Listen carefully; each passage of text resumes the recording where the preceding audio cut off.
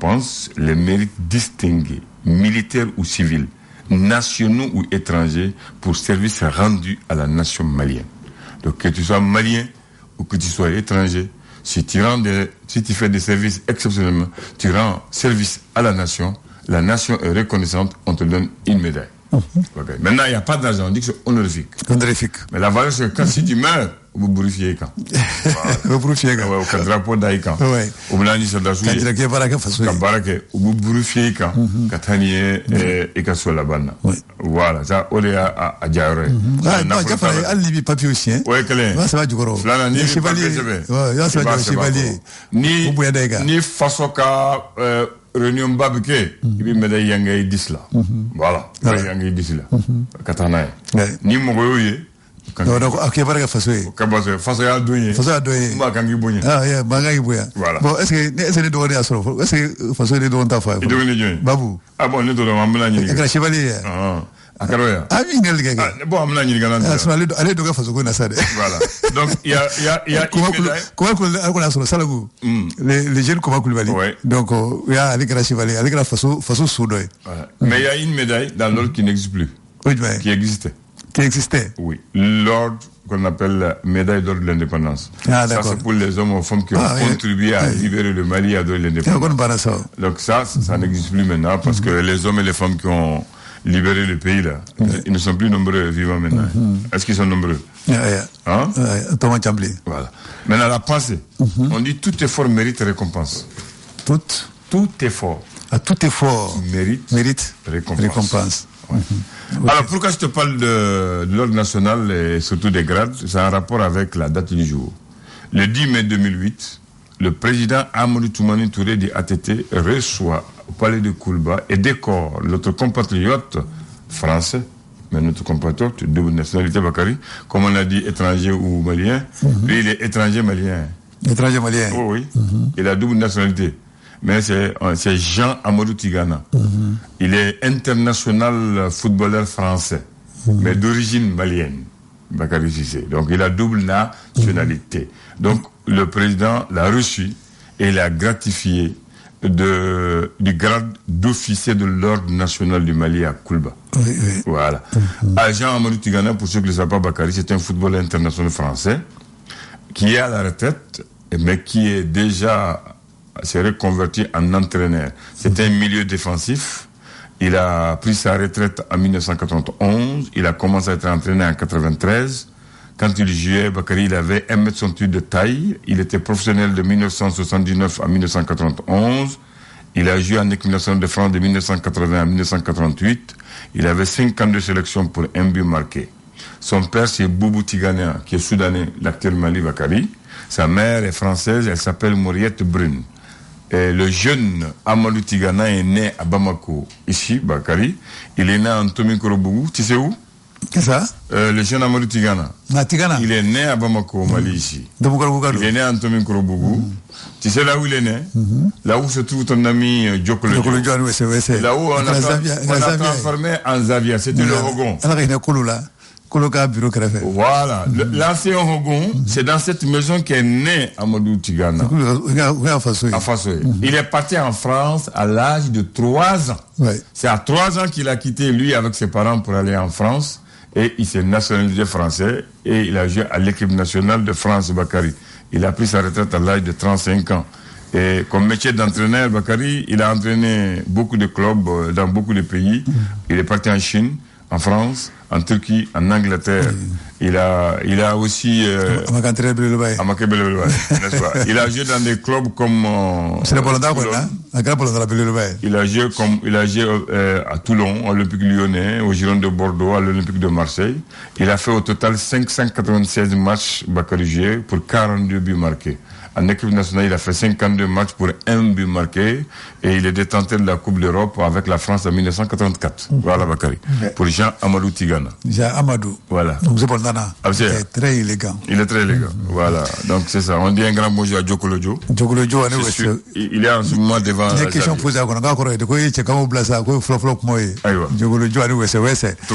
donc, Blaimbe, comme souffrant, faut trouver une mairie là. On a mis, si c'est HSO, félicitations.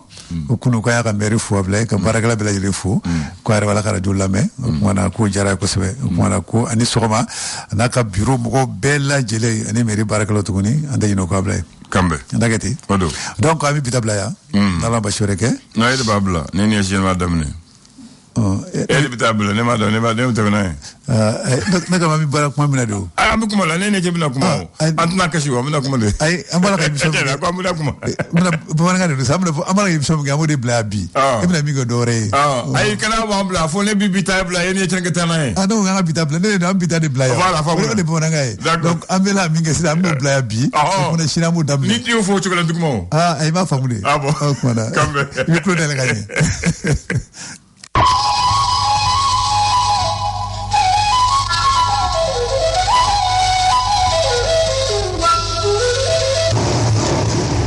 bien Etienne Bakary abla yoro mina mbata yoro la tea comment ko nga abla yoro la ko radio kuma ko ati blade c'est comme to dum to ni e kelenta kelembe bo way folo to yede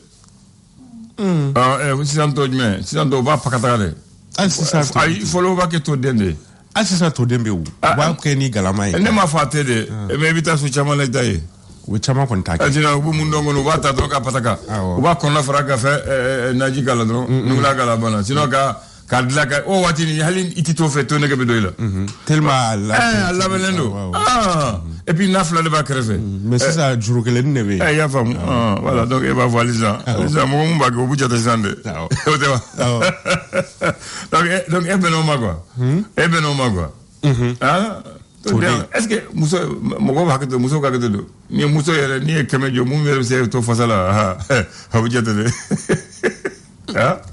est-ce que tu as offert notala tu aurais pas foko olute totobila fait aywa si sangoni sinon folo non muso wasa totobila totobi bashi ani moni mogo hakila ate amane mais muso wasala muso betise si ça on chamante si c'est ça voilà ba fo bismillah ko bi jogodi ça va ngati bi jogodi arof ça ali tara sole san kolongala manga bi yoro mina ka to yade kolongala iti kolongala no koloni kolongala manga so mu ngono sa ka to nere ko fa mana kolombele le est-ce que couleur bi kaso ya fo fa mana couleur so ko no sa kolomé fiti na su so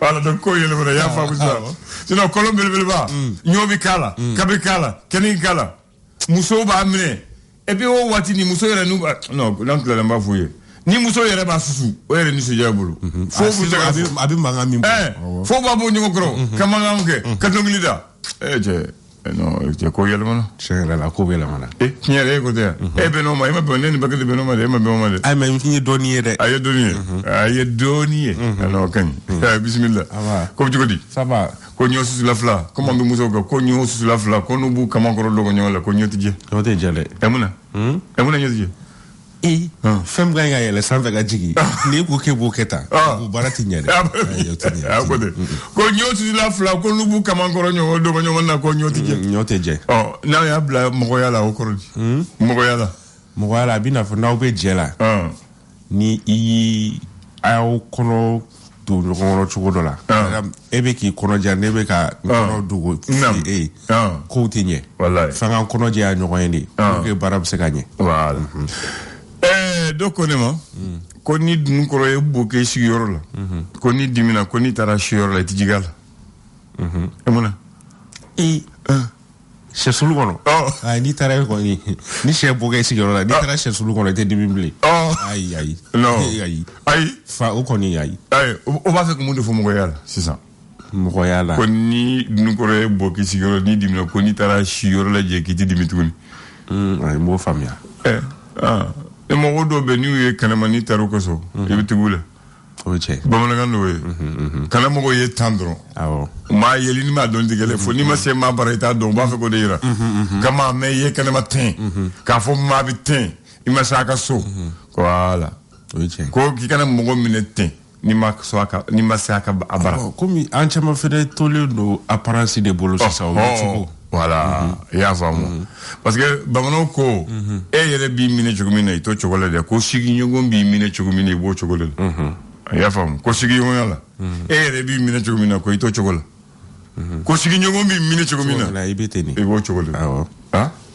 awo parce que adamadi teta sigi ñogon ko aywa bismillah ya fam bismillah ami do ñona bi bi tarataye mekalo kle tan samba flale ni mugani fla naam amba damde ni essor l'essor faso ka fasiri ale ko di ale kuma na fɛn min kan o de ye ko an ka kɔrɔmugu kɔni bɔsira kɔni sɔrɔla ale la kɛrɛnkɛrɛnnenya la ko a bɛna tɛmɛ kɔnɔkirikaw olu kɔni ka port fɛ a yera k'a fɔ ko camion 30 bɔyɔnko olu kɔni k'u chargelen don kɔrɔmugu kɔni a yera k'a fɔ ko kɔri minnu b'a kɔnɔ ko a hakɛ kɔni bɛ taa tɔn 1000 bɔyɔnko la min ni olu kɔni bɔra kuremale ka u kunda gindekaw olu fɛ yen walasa an ka kɔrɔ ale bɛ se ka bɔ cogo min na k'a sɔrɔ gɛlɛya ma sɔrɔ a la cogo min na esɔr ale ka laseli don hali bi ani esɔr bɛ to ɲɔgɔn fɛ sisan an bɛ taa ɲafungɛkaw olu fɛ yen nɔ a yera k'a fɔ ko mamaramafɛntigi dɔ minnu ni olu bugunatigɛ kɔni ma dɔn k'olu kɔni taara sariya kɔni jagoya sigi mɔgɔw kɔni kan ɲafungɛkaw olu fɛ esɔr ale ka laseli don hali bi ani esɔr bɛ to ɲɔgɔn fɛ n bɛ tali kɛ yera k'a fɔ ko gouvernement kɔni bɛ wuli ka jɔ kɔni na walasa mali kura min kuma bɛ senna a bɛ se ka waleya cogo min na esɔr ka laseli don mali kura foli ko ke wala ka kɛ n'o kɛra an bɛ kura sira ta ala sɔnna info matin ale kumalen bɛ fɛn min kan ko an bɛ wagati min na i ko sisan ko embargo kɔni kɔnɔna na ko yala ko mali kɔni bɛna sɔn ni ka a to CEDEAO mɔgɔw olu t'a la wa info matin ale kɛn bɛ ka ɲininkali kɔni tɛngu hali bi ani info matin bɛ to ɲɔgɔn fɛ info matin a yira k'a fɔ ko kɛlɛ min ni ale kɔni bɛ mali kɔrɔ an fan fɛ kɛrɛnkɛrɛnnenya la Tɔnbukutukaw olu fɛ yen maa min ni ale kɔni taara an ka mɔgɔbaw olu kɔni ka kaburu kɔni ci n'a fɔ o ma ko Mozele a tigilamɔgɔ kɔni ka kiiri kɔni daminɛna ni o ye Alasani ye o de hukumu kɔnɔna na a ka sɔrɔladonbaga ni o ye a ka avocate ale laseli kɛ k'a yira k'a fɔ ko Faransi ale ka hakilisigi baliya de kɔni nana ni nin wale kofɔlen kɔni ye Tɔnbukutukaw olu fɛ yen info matin ale ka laseli don hali bi ani info matin bɛ to ɲɔgɔn fɛ an bɛ taa Sikaso ale ni Bugunikaw olu fɛ yen nɔ a yira k'a fɔ olu kɔni kalanso minnu bɛ kɛrɛnkɛrɛnnenya la kɛnyɛrɛye kalanso minnu kɔni bɛ yen ko olu kɔni tɛ ka se ka kalan kɔni kɛ ka sabu kɛ ko ka miliyari 2 kɔni juru kɔni bɛ faso o la info matin ale ka laseli don info matin d'abri l'indépendant ko sɛgɛrɛ ko lajɛ n'ale mun sɛbɛn bi indépendant ale kumalen bɛ fɛn min kan o de ye ADP Maliba ale président d'honneur ni o ye Aliou Diallo ye ale laseli kɛ k'a yira k'a fɔ ko Mali kɔni ye wale min kɔni kɛ ni ka fort Yasimɛ ni o Togo jamana ɲɛmɔgɔ ni ka ale kɔni kuma ɲɔgɔnya wasa a bɛ se ka i da kɔni don Mali ale ni CEDEAO cɛla kɔni na wasa bɛn bɛ se ka na cogo min na ko o wale kɔni ko o jara ale ye kosɛbɛ k'a bɛ ɲɛmɔgɔw kɔni fo u ka nin cɛsiri kɔni na indépendant ale ka laseli don hali bi ani indépendant bɛ to ɲɔgɔn fɛ a yera k'a fɔ ko muso 32 olu kɔni k'u minɛna maa maramafɛntigi dɔw fɛ jɛnɛ mara kɔni kɔnɔna na a yera k'a fɔ ko an ka ɲɛmɔgɔw ka wulikajɔ kɔni sera ka kɛ sababu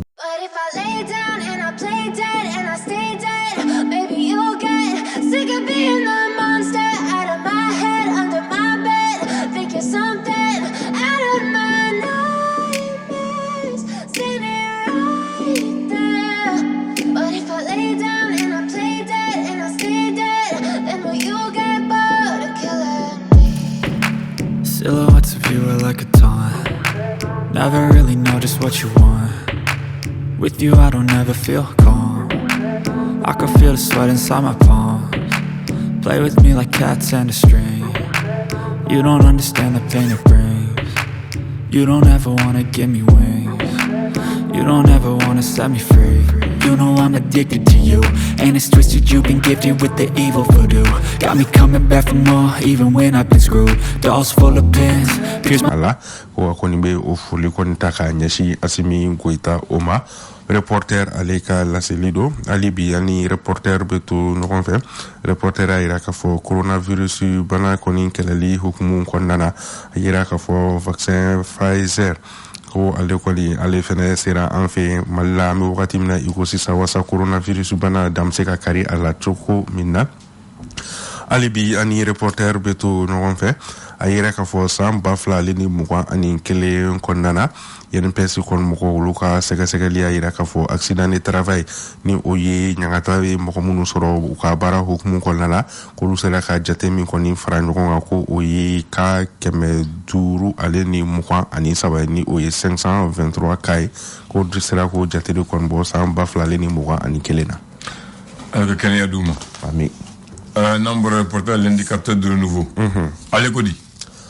Indicateur du renouveau ale kumana fɛn min kan ala yɛrɛ k'a fɔ ko embargo kɔni Mali kan kɛrɛnkɛrɛnna min kɔni kɛra CEDEAO mɔgɔw olu fɛ yɛrɛ k'a fɔ ko an bɛ wagati min na i ko sisan ko embargo kofɔlen ko MINUSMA kɔni mɔgɔw ko olu kɔni ko a bɛ ka jouer olu kan kosɛbɛ. Indicateur du renouveau ale ka laseli don hali bi ani a bɛ to ɲɔgɔn fɛ yɛrɛ k'a fɔ ko bolodi ɲɔgɔnma min kɔni ko bɛ Mali ale ni Faransi cɛ kɛrɛnkɛrɛnnenya la lakanata fanfɛla na ni o kɔni jɔra an bɛ wagati min na i ko sisan hukumu kɔnɔna na politiki tɔn bɛ na a bɛ fɔ a ma ko SADI ale y'a jira k'a fɔ ko nin wale min kɔni kɛra an ka ɲɛmɔgɔw kɔni fɛ ko a ɲɛna kosɛbɛ ko wa u bɛ foli ta k'a ɲɛsin u ma.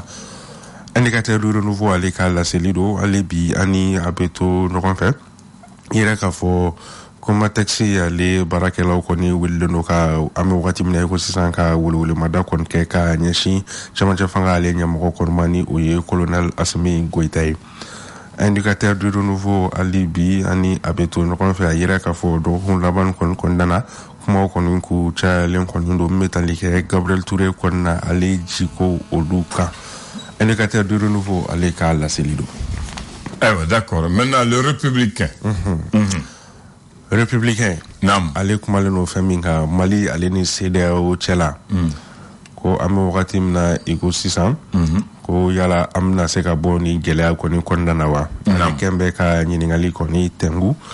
Bɔlen kɔ hali bi ani républicain bɛ to ɲɔgɔn fɛ.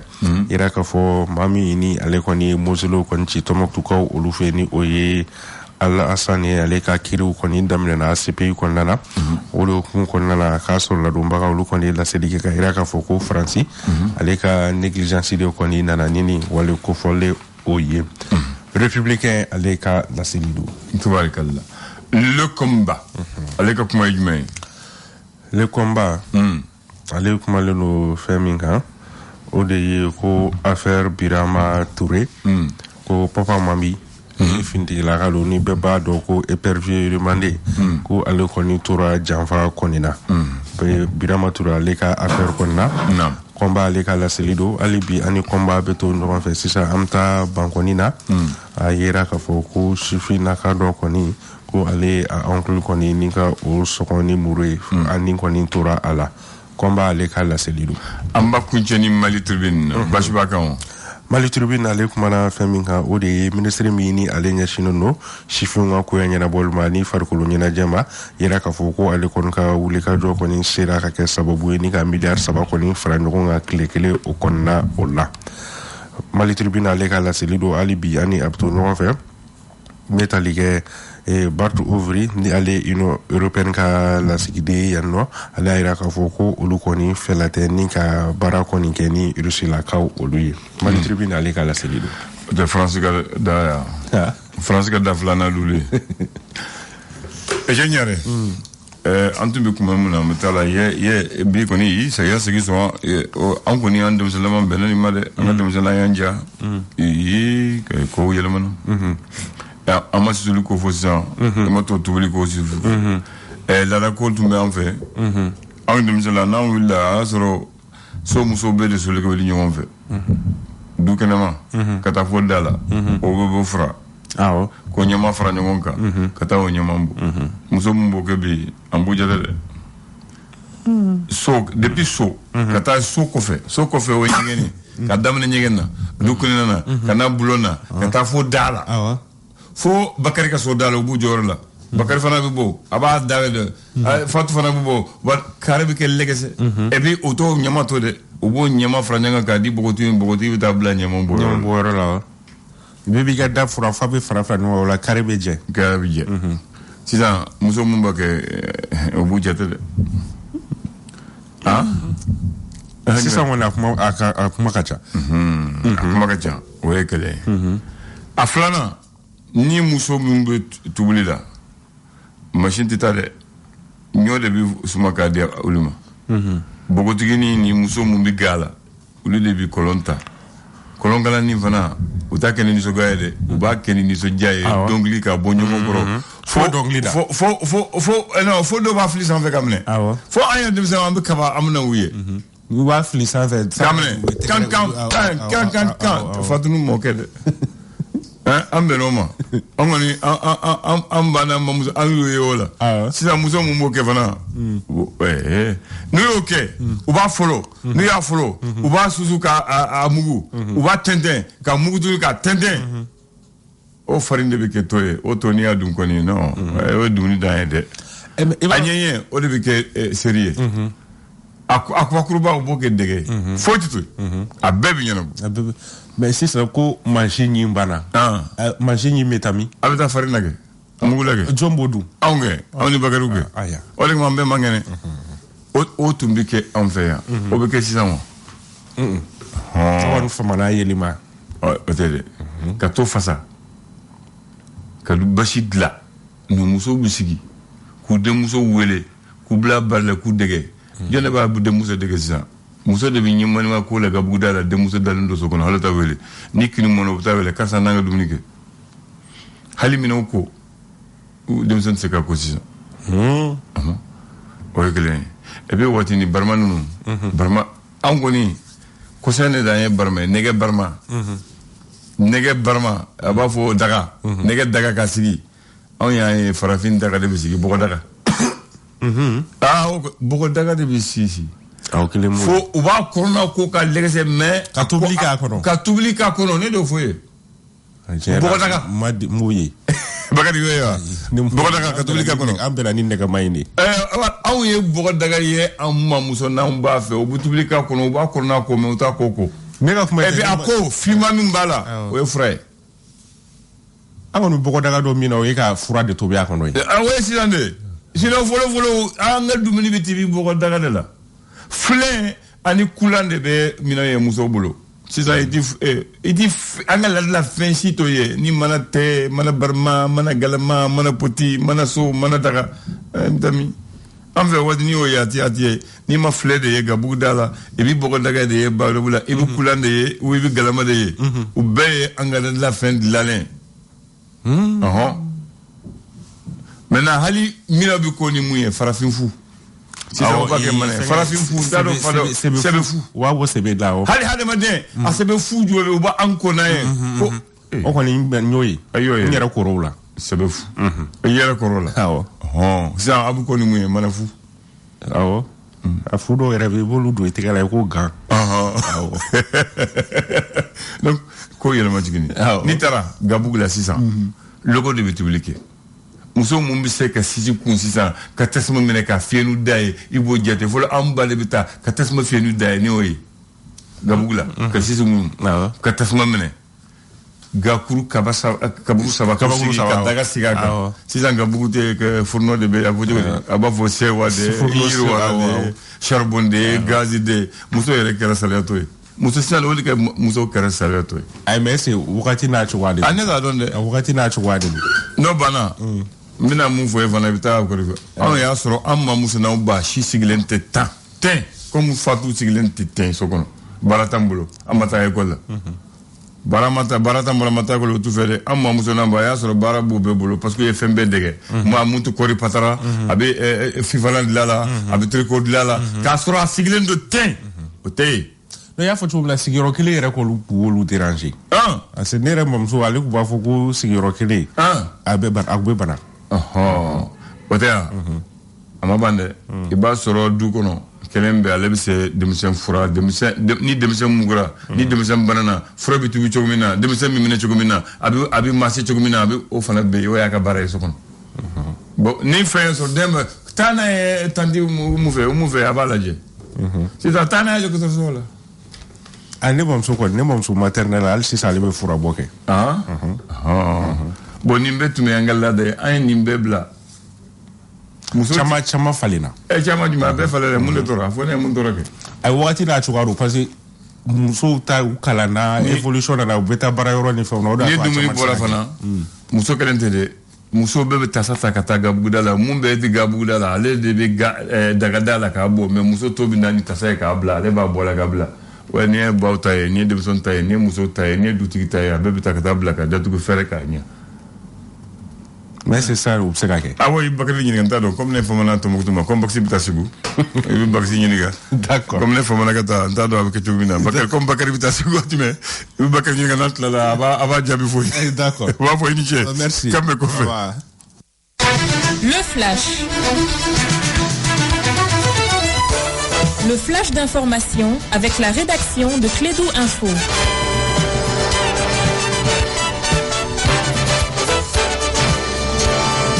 Bien, nous allons donner la parole à Bakary pour le flash de 9h. Il est 9h en temps universel. Bonjour Bakary. Oui, bonjour Abdoulaye, bonjour à toutes et à tous. Bienvenue dans ces flashs d'information. Célébration de l'édition 2022 de la journée de l'Europe ici au Mali. La représentation de l'Union européenne dans notre pays a organisé une conférence dite scientifique. C'était hier lundi 9 mai 2022 dans les locaux de la faculté de droit public à Bamako. Les étudiants maliens ainsi que les personnels enseignants et administratifs des universités ont du droit à des exposés faits à cette occasion par l'ambassadeur de l'Union européenne au Mali, son Excellence Bart Ouvry, et les directeurs d'Europe du ministère des Affaires étrangères et de la coopération internationale, M. Segoudi Gaussou Sissé, le tout sous la houlette du professeur Aruna Diallo, maître de conférence de lieu hôte de la conférence.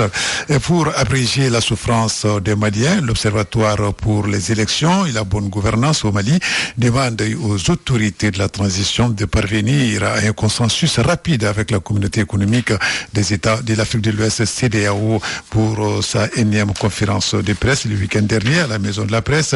L'Observatoire des élections et la bonne gouvernance au Mali a alerté les autorités de la transition sur les souffrances des populations faute de l'embargo imposé à notre pays. Pour cette plateforme, l'organisation non gouvernementale et la société civile, le bras de fer entre le Mali et la communauté économique des États de l'Afrique de l'Ouest, CEDEAO, ne doit pas rester à l'état actuel pour manque d'un consensus.